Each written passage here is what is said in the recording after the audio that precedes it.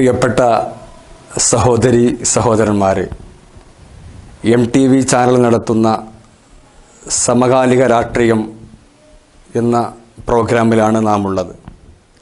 എൻ്റെ പേര് അബ്ദുൾ റഫീഖ്. ഞാൻ ഇന്ത്യൻ നാഷണൽ ലീഗിൻ്റെ മണ്ണാർക്കാട് നിയോജക മണ്ഡലം പ്രസിഡൻ്റാണ്.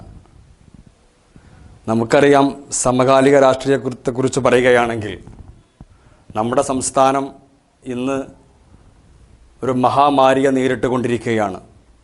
ഈ മഹാമാരി കാലഘട്ടത്തിലും ഓണം ആഘോഷിക്കുന്ന ഈ സമയത്ത് മലയാളിക്ക് വേണ്ടി, കേരളത്തിലെ ജനങ്ങൾക്ക് വേണ്ടി നമ്മുടെ ഗവൺമെൻറ് ഓണക്കിറ്റും അതുപോലെ പെൻഷനുമൊക്കെ ജനങ്ങളെ വീട്ടിലെത്തിച്ചുകൊണ്ട് ഉള്ളതുകൊണ്ട് നല്ല രീതിയിൽ ഓണമുണ്ണാനുള്ള ഒരു സാഹചര്യം നമ്മുടെ സംസ്ഥാനത്ത് നമ്മുടെ ഗവൺമെൻറ് സംജാതമാക്കി തന്നിട്ടുണ്ട്. ഏകദേശം നമ്മുടെ കേരളത്തിലെ 35 ലക്ഷത്തോളം വരുന്ന ആളുകൾക്കാണ് കൊറോണ ബാധിച്ചിട്ടുള്ളത്. ഇത്രയും ജനങ്ങൾക്ക് ചികിത്സ നൽകി പരിപാലിച്ചുകൊണ്ടാണ് നമ്മുടെ ഗവൺമെൻറ് മുന്നോട്ട് പോയിക്കൊണ്ടിരിക്കുന്നത്. അങ്ങനെ വളരെ ജനങ്ങളുടെ പ്രശംസ പിടിച്ചു പറ്റിക്കൊണ്ട് മുന്നോട്ട് പോകുന്ന ഒരു ഗവൺമെൻറ്റാണ് നമ്മുടെ ഗവൺമെൻറ്.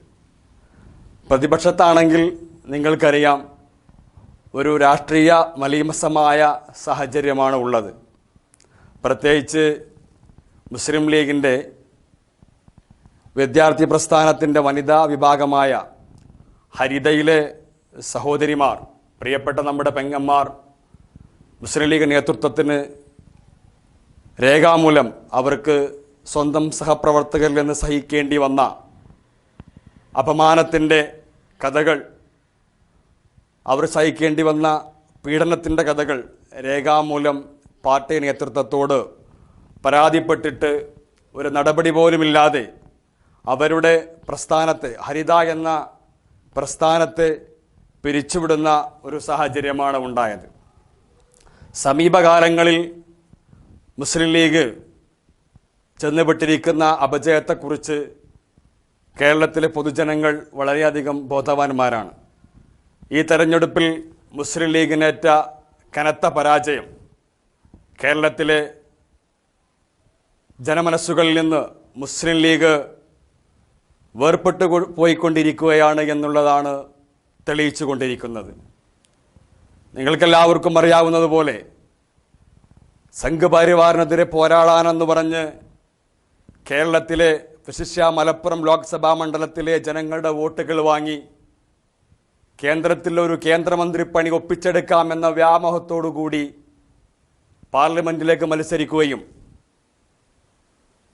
കേന്ദ്രത്തിൽ BJP വീണ്ടും അധികാരത്തിൽ വരികയും ചെയ്തപ്പോൾ എനിക്കിനി മന്ത്രിപ്പണി കേരളത്തിൽ കിട്ടും എന്ന പ്രതീക്ഷയോടുകൂടി ജനങ്ങളേൽപ്പിച്ച പാർലമെന്റ് മെമ്പർ സ്ഥാനം രാജിവെച്ചുകൊണ്ട് ഇനി കേരളത്തിൽ മന്ത്രിയാകാമെന്ന വ്യാമോഹത്തോടുകൂടി ശ്രീ PK കുഞ്ഞാലിക്കുട്ടി വീണ്ടും നിയമസഭയിലേക്ക് കേരളത്തിൽ മത്സരിക്കുന്ന, നമ്മുടെ വേങ്ങരയിൽ മത്സരിക്കുന്ന സാഹചര്യമുണ്ടായി. അതുകൊണ്ട് തന്നെ ജനങ്ങൾ ബോധവാന്മാരായതുകൊണ്ട് പണ്ടത്തെ പോലെ കോണി കണ്ടാൽ വോട്ട് കുത്തുന്ന സാഹചര്യം ജനങ്ങളിൽ നിന്ന് മാറിയതുകൊണ്ട് തന്നെ മുസ്ലിം ലീഗിന് കേരളത്തിലെ പൊതുജനങ്ങൾ തക്കതായ മറുപടിയാണ് ഈ തെരഞ്ഞെടുപ്പിൽ കൊടുത്തത്. ആ തെരഞ്ഞെടുപ്പിൻ്റെ റിസൾട്ടുമായി ബന്ധപ്പെട്ട് മുസ്ലിം ലീഗിലുണ്ടായ അലയൊലികൾ വളരെയധികം വലുതാണ്. അതിൻ്റെ ഏറ്റവും വലിയ ഒരു ഉദാഹരണമാണ് ആദരണീയനായ മുസ്ലിം ലീഗിൻ്റെ സംസ്ഥാന പ്രസിഡന്റ് പാണക്കാട് സയ്യിദ് ഹൈദർ അലി ശിഹാബ് തങ്ങളുടെ മകൻ സയ്യിദ് മൊയ്ൻ അലി ശിഹാബ് തങ്ങൾ കോഴിക്കോട് വെച്ചുകൊണ്ട് പത്രപ്രവർത്തകരോട് വിളിച്ചു പറഞ്ഞത്. ആ സമയത്ത് ആദരണീയനായ ശിഹാബ് തങ്ങളുടെ മകനെ വരെ വളരെ മോശമായ രീതിയിൽ, മലയാളികൾ കേൾക്കാൻ അറക്കുന്ന ഭാഷയിൽ വളരെയധികം മോശമായ രീതിയിൽ തെറിയഭിഷേകം ചെയ്തുകൊണ്ട് മുസ്ലിം ലീഗിൻ്റെ ഗുണ്ടകൾ അദ്ദേഹത്തെ ആക്ഷേപിക്കുന്ന സാഹചര്യം നാം എല്ലാവരും കണ്ടതാണ്. ഇതിൽ നിന്നൊരു കാര്യം മനസ്സിലാകുന്നത്, നമുക്ക് മുസ്ലിം ലീഗിൽ പാണക്കാട് തങ്ങന്മാർക്കല്ല വിലയുള്ളത്. PK കുഞ്ഞാലിക്കുട്ടിയെ അനുസരിച്ചില്ലെങ്കിൽ പാണക്കാട് തങ്ങന്മാരും പടിക്ക് പുറത്താണ് എന്നുള്ളതാണ്. പാണക്കാട് തങ്ങന്മാരുടെ നേരെയും കുതിര കയറാൻ ഞങ്ങൾ മടിക്കുകയില്ല എന്നാണ് കുഞ്ഞാലിക്കുട്ടിയും അദ്ദേഹത്തെ പിന്തുണയ്ക്കുന്ന ആളുകളും ചെയ്തുകൊണ്ടിരിക്കുന്നത്. ആദരണീയനായ ശിഹാബ് തങ്ങളുടെ മകനെ ഇത്രയും മ്ലേച്ഛമായ രീതിയിൽ ആക്ഷേപിച്ചിട്ട് ദൗർഭാഗ്യകരെന്ന് പറയട്ടെ, കേരളത്തിലെ മുസ്ലിം മതസംഘടനകൾ കാമാന്നൊരക്ഷരം പോലും അത്രയും മ്ലേച്ഛമായ രീതിയിൽ ആക്ഷേപിച്ച ആ വ്യക്തിക്കെതിരെ ഉന്നയിക്കാൻ കേരളത്തിലെ ഒരു മതസംഘടനകളും രംഗത്ത് വന്നില്ല എന്നുള്ളത് വളരെയധികം വേദനാജനകമായ കാര്യമാണ്. ആദരണീയനായ CPM-ന്റെ സംസ്ഥാന സെക്രട്ടറി ശ്രീ A. വിജയരാഘവൻ രാഷ്ട്രീയപരമായി മുസ്ലിം ലീഗിനെ വിമർശിക്കുമ്പോൾ മുസ്ലിം ലീഗിൻ്റെ നേതാവ് എന്നുള്ള നിലയിൽ, മുസ്ലിം ലീഗിൻ്റെ സംസ്ഥാന പ്രസിഡന്റ് എന്നുള്ള നിലയിൽ പാണക്കാട് തങ്ങൾ രാഷ്ട്രീയപരമായ ചില വിഷയങ്ങൾ ചൂണ്ടിക്കാണിക്കുമ്പോൾ വരെ CPM-നെയും ഇടതുപക്ഷ പ്രസ്ഥാനത്തെയും A. വിജയരാഘവനെയും വർഗീയവാദിയാക്കിയൊക്കെ ചിത്രീകരിക്കുന്ന കേരളത്തിലെ മുസ്ലിം മതസംഘടനകൾ ആദരണീയനായ പാണക്കാട് സയ്യിദ് ഹൈദർ അലി ശിഹാബ് തങ്ങളുടെ മകൻ സയ്യിദ് മുഈൻ അലി ശിഹാബ് തങ്ങളെ വളരെ മേച്ഛമായ രീതിയിൽ ആക്ഷേപിച്ചിട്ട് അദ്ദേഹം ആ ആക്ഷേപിച്ച വ്യക്തിക്കെതിരെ ഒരക്ഷരം പോലും ഉരിയാടാത്തത്, അവരൊക്കെ ഭയപ്പെടുന്നത് കുഞ്ഞാലിക്കുട്ടിയെയാണ് എന്നുള്ളതാണ്. അവർക്കൊക്കെ പ്രിയം പാണക്കാട് തങ്ങളോടല്ല, കുഞ്ഞാലിക്കുട്ടിയോടാണ്. ഈ സമൂഹത്തിനൊക്കെ പ്രിയം, സമൂഹത്തിനൊക്കെ ഈ ഇത്രയും പണ്ഡിത വേഷധാരികൾക്കുള്ള അവർക്കുള്ള ബന്ധം കുഞ്ഞാലിക്കുട്ടിയോടാണ് അവർ തെളിയിക്കുന്നത്, കൂറ് കാണിക്കുന്നത് എന്നാണ് നമുക്കിന്ന് മനസ്സിലാകുന്നത്. ഈ അടുത്ത ദിവസം ഹരിതയിലെ പെൺകുട്ടികൾ ആക്ഷേപം ഉന്നയിച്ചപ്പോൾ സമസ്തയിലെ അബ്ദുസമദ് പൂക്കോട്ടൂർ എന്ന് പറയുന്ന പ്രഭാഷകൻ ആ പെൺകുട്ടികൾക്കെതിരെ രംഗത്ത് വരികയുണ്ടായി. അവർ പറയേണ്ടത് പാർട്ടി വേദിയിലായിരുന്നു, അല്ലാതെ പുറത്തല്ല എന്നാണ് പറഞ്ഞത്. ഈ മനുഷ്യന്, ഈ നേതാവിന് പാണക്കാട് സയ്യിദ് ഹൈദർ അലി ശിഹാബ് തങ്ങളുടെ മകനെ ആക്ഷേപിച്ചതിനെ കുറിച്ച് ഒരക്ഷരം ഉരിയാടാൻ ധൈര്യമില്ല. അങ്ങനെ ഏതെല്ലാം സമയത്ത് ഇടതുപക്ഷ പ്രസ്ഥാനത്തേക്ക് ആക്ഷേപിക്കാൻ അവസരം കിട്ടുന്നുവോ ആ അവസരങ്ങളൊക്കെ വളരെ തന്ത്രപരമായി ഉപയോഗിക്കുന്ന കേരളത്തിലെ മതസംഘടനകൾ ഈ വിഷയത്തിൽ മൗനം പാലിച്ചത് വളരെയധികം ഖേദകരമാണ് എന്നാണ് ഞങ്ങൾക്ക് പറയാനുള്ളത്. ബഹുമാനനായ മുഈൻ അലി ശിഹാബ് തങ്ങൾ അന്ന് ആ പത്രസമ്മേളനം നടത്തിയപ്പോൾ അദ്ദേഹം പറയുകയുണ്ടായി, കഴിഞ്ഞ 40-40 വർഷമായി മുസ്ലിം ലീഗിൻ്റെ കാര്യങ്ങളൊക്കെ തീരുമാനിക്കുന്നത് PK കുഞ്ഞാലിക്കുട്ടിയാണ് എന്ന്. അദ്ദേഹം പറഞ്ഞ കാര്യങ്ങൾ വളരെ കറക്റ്റാണ്. നമുക്കെല്ലാവർക്കും അറിയാം, 1991 UDF അധികാരത്തിൽ വരുമ്പോൾ അന്ന് മുസ്ലിം ലീഗിൻ്റെ MLA-മാരായി ആദരണീയനായ മുൻപ് മന്ത്രിയായിട്ടുള്ള PM അബൂബക്കർ സാഹിബ്, അതുപോലെ തന്നെ UA ബീറാൻ സാഹിബ് ഉൾപ്പെടെയുള്ള പ്രഗത്ഭരായ MLA-മാർ നിയമസഭയിൽ ഉണ്ടായിരിക്കെ കേവലം 40 വയസ്സുള്ള PK കുഞ്ഞാലിക്കുട്ടി മുസ്ലിം ലീഗിൻ്റെ നിയമസഭാ പാർട്ടി ലീഡറായി കടന്നു വരുന്നതോടുകൂടെയാണ് മുസ്ലിം ലീഗ് എന്ന പ്രസ്ഥാനത്തിൻ്റെ അധപതനം, അപജയം ആരംഭിക്കുന്നത്. മഹാനായ പൂക്കോയത്തങ്ങളും ബാഫക്കിത്തങ്ങളും പടുത്തുയർത്തി ഈ പ്രസ്ഥാനം, അതുപോലെ CH മുഹമ്മദ് കോയ സാഹിബ് ഉൾപ്പെടെയുള്ള ചെറിയ മാമുക്കൈ സാഹിബ് ഉൾപ്പെടെയുള്ള പ്രഗത്ഭരായ നേതാക്കന്മാർ പടുത്തുയർത്തിയ പ്രസ്ഥാനം കേവലം 40 വയസ്സുള്ള PK കുഞ്ഞാലിക്കുട്ടി ഹൈജാക്ക് ചെയ്യുന്നത് 1991 നിങ്ങൾ മനസ്സിലാക്കണം പ്രിയമുള്ളവരെ. ആദരണീയനായ PM അബൂബക്കർ സാഹിബ് വളരെയധികം പരിചയസമ്പന്നനായ വ്യക്തിയാണ് അദ്ദേഹം. അന്ന് MLA ആയിട്ട് നിയമസഭയിലുണ്ട്. ബഹുമാന UA ബീറാൻ സാഹിബ് വിദ്യാഭ്യാസമുള്ള, കഴിവുള്ള, നല്ല ഉശിരനായ വ്യക്തിയായിരുന്നു അദ്ദേഹം. അന്ന് നിയമസഭയിലുണ്ട്. അദ്ദേഹത്തെ പോലുള്ള പ്രഗത്ഭരായ ആളുകൾ നിയമസഭയിൽ ഉണ്ടായിരിക്കെ കേവലം 40 വയസ്സുള്ള PK കുഞ്ഞാലിക്കുട്ടി മുസ്ലിം ലീഗിൻ്റെ നിയമസഭാ പാർട്ടി ലീഡറായി കടന്നു വരികയാണ്. അന്ന് മുസ്ലിം ലീഗ് നേതൃത്വത്തെ സ്വാധീനിച്ചുകൊണ്ട് അദ്ദേഹം വന്ന് കടന്നു വരികയാണ്. അതോടുകൂടെയാണ് മുസ്ലിം ലീഗ് സമുദായത്തിൻ്റെ താല്പര്യത്തിൽ നിന്നും മാറി ഒരു ബിസിനസ് ഫോക്കസിൻ്റെ താല്പര്യത്തിലേക്ക് മുസ്ലിം ലീഗ് മാറിക്കൊണ്ടിരിക്കുന്നത്. അതിന് ഒത്തിരി ഉദാഹരണങ്ങൾ പറയാനുണ്ട്. ഞാൻ ആ ഉദാഹരണങ്ങളിലേക്ക് വിശദമായി കിടക്കുന്നില്ല. നമുക്കെല്ലാവർക്കും അറിയാവുന്നതുപോലെ അവസാനമായി സംഭവിച്ചതാണ് പാലാരിവട്ടം പാലം. നിങ്ങൾക്കറിയാം, പാലാരിവട്ടം പാലം പണിത് അത് പൊളിഞ്ഞ് അതുമായി ബന്ധപ്പെട്ട് ചന്ദ്രയിലേക്ക് ഒഴുകിയ കള്ളപ്പണത്തിന്റെ പേരിലാണ് ആദരണീയനായ ശിഹാബ് തങ്ങളെ ED ചോദ്യം ചെയ്യുന്ന സാഹചര്യം ഉണ്ടായത്. പാണക്കാട് കുടുംബത്തിലേക്ക് ഒരു കേന്ദ്ര ഏജൻസി ചരിത്രത്തിലാദ്യമായി കടന്നു വരികയാണ്. അതും വളരെയധികം പ്രായമായി അവശനായി അസുഖം ബാധിച്ചുകൊണ്ട് ഹോസ്പിറ്റലിൽ കഴിയുന്ന ആദരണീയനായ ഹൈദരലി ശിഹാബ് തങ്ങളുടെ അടുത്തേക്ക്. ഇതിനൊക്കെ അവസരമുണ്ടാക്കിയത്, സാഹചര്യമുണ്ടാക്കിയത് മുസ്ലിം ലീഗിന്റെ അധികാരമോഹമാണ്. നിങ്ങൾ മനസ്സിലാക്കണം, ഈ അഴിമതിക്ക് മുഴുവൻ കൂട്ടുനിന്ന അന്നത്തെ പൊതുമരാമത്ത് വകുപ്പ് മന്ത്രിയായിരുന്ന ശ്രീ ഇബ്രാഹിം കുഞ്ഞ്. നിങ്ങൾ മനസ്സിലാക്കണം, കളമശ്ശേരി മണ്ഡലത്തിൽ അദ്ദേഹത്തിന്റെ മകനായിരുന്നു സ്ഥാനാർത്ഥിയായി മത്സരിച്ചത്. സാധാരണ മുസ്ലിം സമൂഹത്തിൽ അല്ലെങ്കിൽ മുസ്ലിം രാഷ്ട്രങ്ങളിൽ നമ്മൾ കേൾക്കാറുണ്ട്, പിതാവ് മരണപ്പെട്ടാൽ അദ്ദേഹത്തിന്റെ മകൻ പ്രസിഡന്റായോ പ്രധാനമന്ത്രിയായോ അല്ലെങ്കിൽ മറ്റുള്ള സ്ഥാനങ്ങളിലേക്കോ കടന്നു വരുന്നത് നാമൊക്കെ കേട്ട് ശീലിച്ച കാര്യമാണ്. പക്ഷേ ചരിത്രത്തിൽ ആദ്യമായിട്ടാണ് കട്ടതിന്റെ പേരിൽ പിതാവിന് സീറ്റ് നിഷേധിച്ചപ്പോൾ അതിന് പകരം മകന് സീറ്റ് കൊടുക്കുന്ന സാഹചര്യം ലോകത്താദ്യമായി കാണിച്ചെന്ന പാർട്ടി മുസ്ലിം ലീഗാണ്. അതിൻ്റെ ഏറ്റവും വലിയ അപജയം എന്ന് പറഞ്ഞാൽ അഴിമതിക്കാർക്ക് കൂട്ടുപിടിച്ചുകൊണ്ട് കള്ളന്മാർക്കും പൂഴ്ത്തിവെപ്പുകാർക്കും ഈ രാജ്യത്തെ പൊതുമുതൽ കട്ടുമുടിച്ച് രാഷ്ട്രീയ പൊതുപ്രവർത്തനം നടത്തി ജനങ്ങളെ വഞ്ചിക്കുന്ന, സമുദായത്തെ വഞ്ചിക്കുന്ന രാഷ്ട്രീയ നേതാക്കന്മാർക്കുമുള്ള താവളമായി മുസ്ലിം ലീഗ് മാറി എന്നുള്ളതാണ് നാം മനസ്സിലാക്കേണ്ടത്.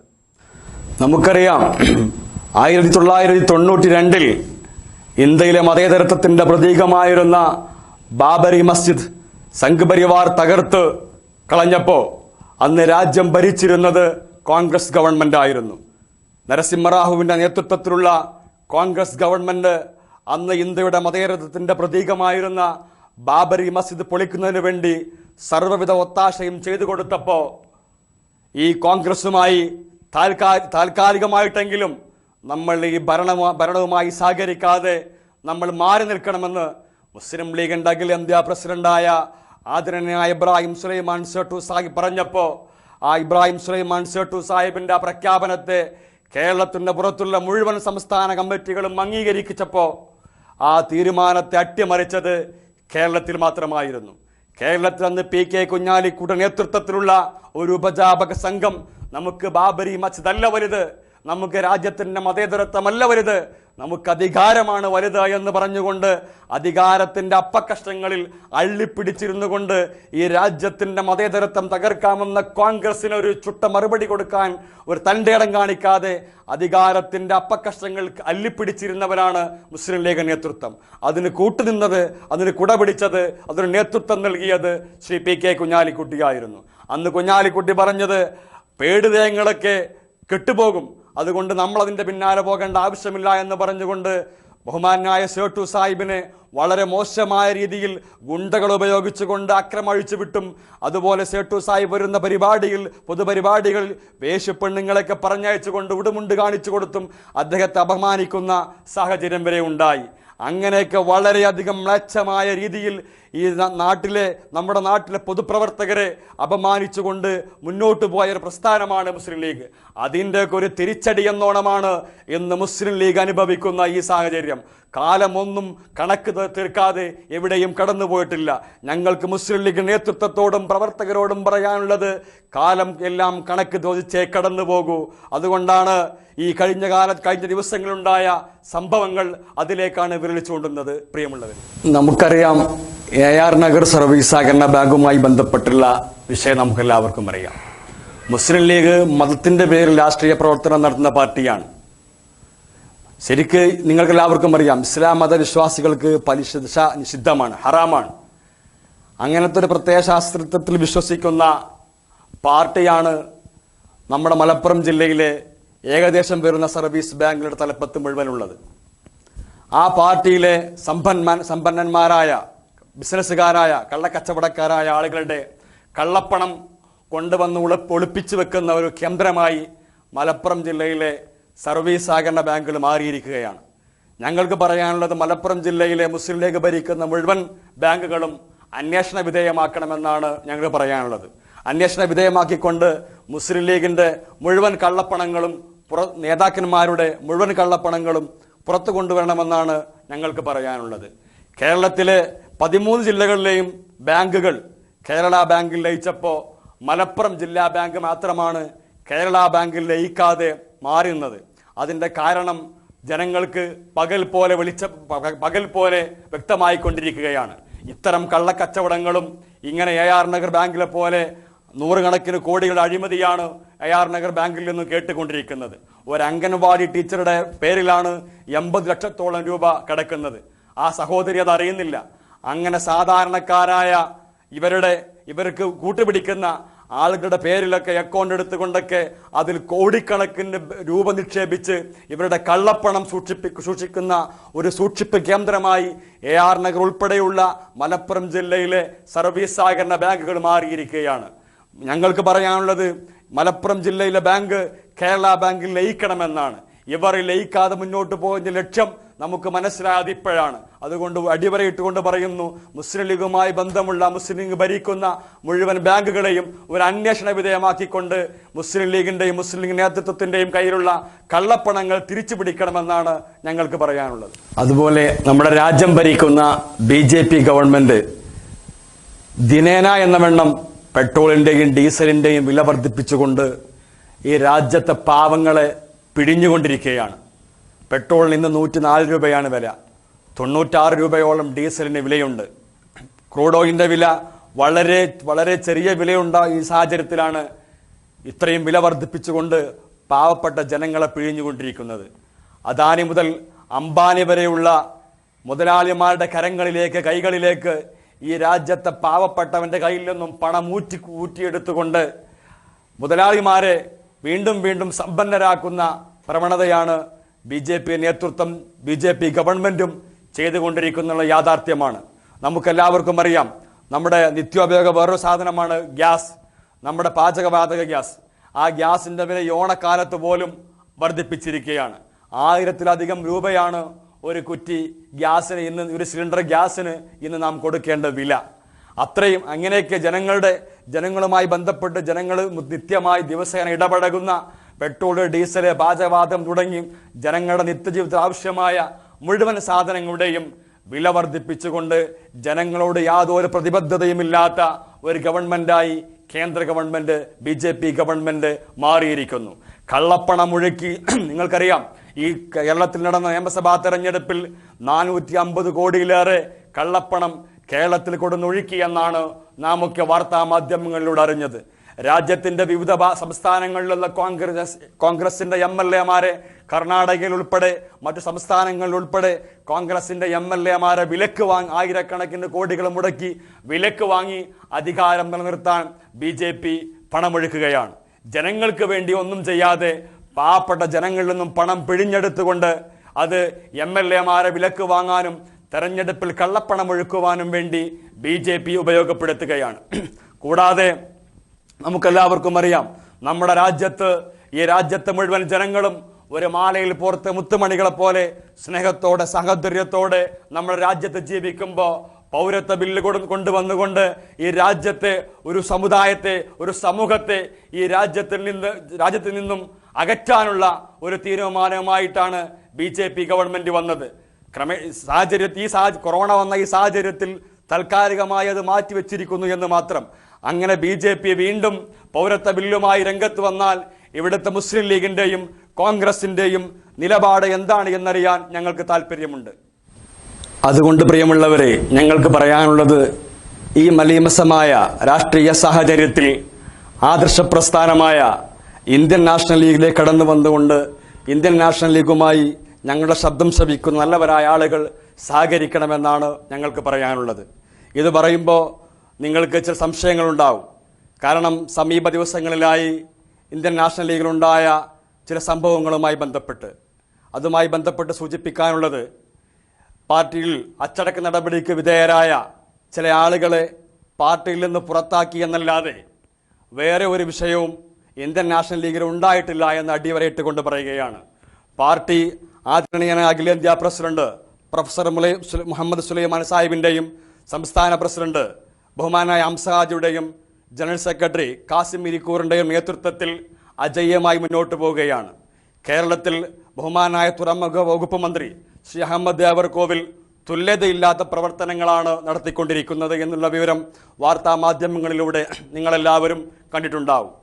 ഈ സാഹചര്യത്തിൽ ഇന്ത്യൻ നാഷണൽ ലീഗ് വളർച്ചയുടെ പാതയിലേക്ക് നീങ്ങുമ്പോൾ ഇന്ത്യൻ നാഷണൽ ലീഗിനെ തകർക്കാൻ ആഗ്രഹിക്കുന്ന ചില ശക്തികൾ, ചില വാർത്താ മാധ്യമങ്ങൾ, മീഡിയ വൺ ഉൾപ്പെടെയുള്ള ചില ചാനലുകൾ ഇന്ത്യൻ നാഷണൽ ലീഗിനെതിരെ നിരന്തരം വാർത്തകൾ പ്രചരിപ്പിക്കുകയാണ്.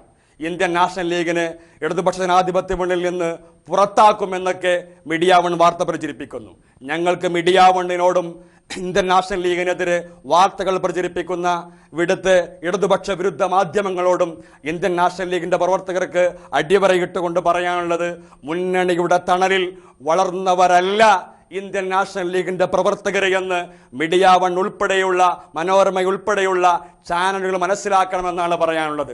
ഞങ്ങളൊരു ആദർശത്തിന്റെ പേരിൽ നിലനിന്നവരാണ്. കഴിഞ്ഞ 27 വർഷത്തിനുള്ളിൽ 25 വർഷക്കാലം ഒരു മുന്നണിയുടെയും പിൻബലമില്ലാതെ, എന്നാൽ ഒരു നിലപാടിന്റെ പേരിൽ ഇടതുപക്ഷ ജനാധിപത്യ മുന്നണിയോടൊപ്പം ഒരു ഗുണവുമില്ലാതെ ഒരു നിലപാടിന്റെ പേരിൽ ഇടതുപക്ഷ ജനാധിപത്യ മുന്നണിയോടൊപ്പം സഞ്ചരിച്ചവരാണ്. ഒരു രാഷ്ട്രീയ നിലപാടിനോടൊപ്പം സഞ്ചരിച്ചവരാണ്. നിങ്ങൾക്കെല്ലാവർക്കും അറിയാം, ചില സീറ്റുകൾ തിരഞ്ഞെടുപ്പ് വരുമ്പോൾ ചില സീറ്റുകൾ കിട്ടാത്തതിന്റെ പേരിൽ മുന്നണി മാറുന്ന രാഷ്ട്രീയ പാർട്ടികൾ കേരളത്തിലുണ്ട്.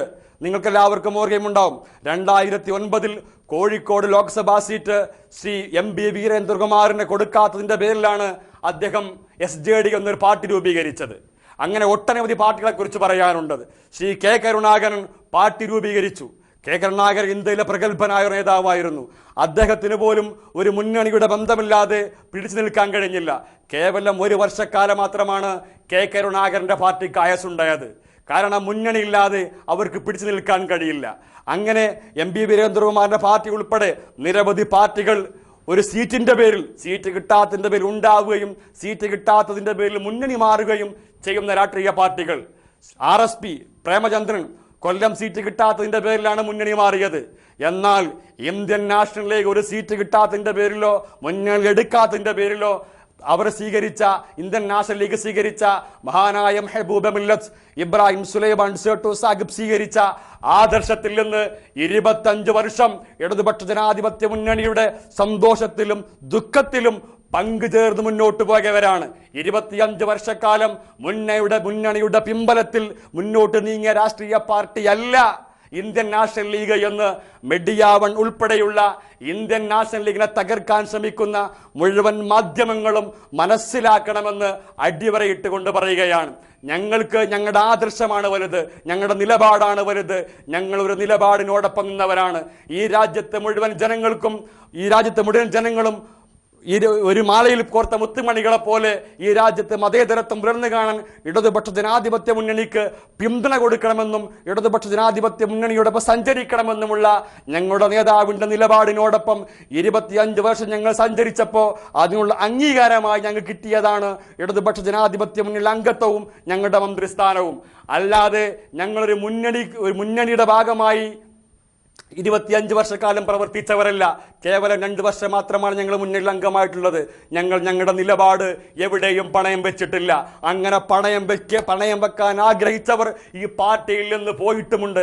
എല്ലാവർക്കും അറിയാം, PMA സലാം ഉൾപ്പെടെയുള്ള പ്രഗത്ഭരായ ആളുകൾ ഈ പാർട്ടിയിൽ നിന്ന് പോയിട്ടുണ്ട്. പക്ഷേ ഇന്ത്യൻ നാഷണൽ ലീഗിന്റെ അഭിമാനമുള്ള പ്രവർത്തകർ ഒരിക്കലും ഈ ആശയത്തെ പണയം വെക്കാൻ പോയിട്ടില്ല. അതുകൊണ്ടാണ് ഇത്രയും വർഷക്കാലം അധികാരത്തിന്റെ പിൻബലമില്ലാതെ പിടിച്ചിരുന്നൊരു രാഷ്ട്രീയ പാർട്ടി ലോകത്തുണ്ടെങ്കിൽ അത് ഇന്ത്യൻ നാഷണൽ ലീഗ് മാത്രമാണ് എന്ന് മീഡിയ വൺ ഉൾപ്പെടെയുള്ള മാധ്യമങ്ങളോട് ഞങ്ങൾ അടിവരയിട്ട് പറയുകയാണ്. ഇന്ത്യൻ നാഷണൽ ലീഗ് അജയ്യമായി തന്നെ മുന്നോട്ട് പോകും. അതുകൊണ്ട് തന്നെ ഞങ്ങളെ ശബ്ദം ശ്രവിക്കുന്ന നല്ലവരായ രാഷ്ട്രീയ പ്രവർത്തകരോട്, സഹോദരന്മാരോട് ഞങ്ങൾക്ക് പറയാനുള്ളത്, ഇന്ത്യൻ നാഷണൽ ലീഗിന്റെ മെമ്പർഷിപ്പ് ക്യാമ്പയിനുമായി സഹകരിച്ചുകൊണ്ട് ഇന്ത്യൻ നാഷണൽ ലീഗിന്റെ മുന്നോട്ടുള്ള ചൈത്രയാത്രയിൽ സഹകരിക്കണമെന്ന് അഭ്യർത്ഥിച്ചുകൊണ്ട് അവസാനിപ്പിക്കുന്നു. നന്ദി, നമസ്കാരം.